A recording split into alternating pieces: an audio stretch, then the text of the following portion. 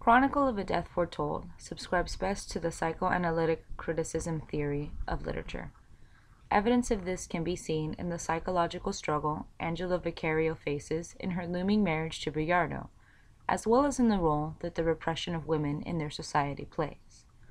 Angela Vicario, along with all of her sisters, was raised by her mother to be a proper wife, learning all of the skills deemed necessary to make a husband happy, such as embroidery, washing, ironing, making fancy candies, and artificial flowers. And though she had been prepared for this life since childhood, she still did not want to marry Biardo, and continuously provided sometimes ridiculous excuses as to why they should not be wed. At first, Angela stated that Biardo was too conceited, even going as far as to say that she thought he might be a Jew. Then, all of a sudden, he was too much a man for her.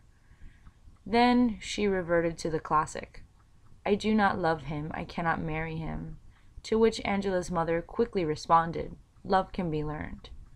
Finally, in order to free herself from this union, she refused to pretend she was a virgin, though it may mean the end of her future viability as a worthy bride.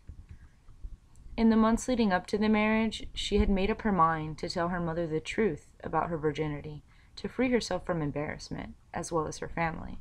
But her only two friends and confidants convinced her to do otherwise. The two friends stated, "The only thing they'll believe is what's on the sheet," and they taught her tricks in order to feign her lost innocence. But when the time came to use these tricks, Angela Vicario chose to do otherwise. Chronicle of a Death Foretold also touches on the repression of women in the society of the town.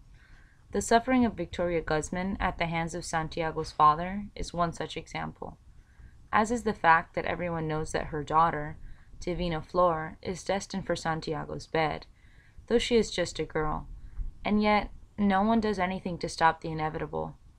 As I mentioned earlier, Angela Vicario's mother tells her that love can be learned when she states that she does not love Biardo, which clearly illustrates how repressed women are here, as they should not marry for love, but for convenience. The fact that women must remain pure before marriage, while the men run amok, doing as they please, is another prime example of the repression of women in this society. There is a clear double standard here for what is expected of men and women. Girls, like Angela and her sisters and all of her friends, are expected to stay home and learn to be wives, while boys, as young as 15, are running about sleeping with the town's whores. When Pedro and Pablo Vicario are hanging out in the milk shop, telling anyone and everyone who would listen their plans to kill Santiago, the owner of the milk shop, after a few unsuccessful attempts to get the message to Santiago, followed by a failed attempt to get the brothers drop dead drunk in hope that this would deter them, sums up the sentiment of the repression of women beautifully. "I realize just how alone we women are in the world," she says.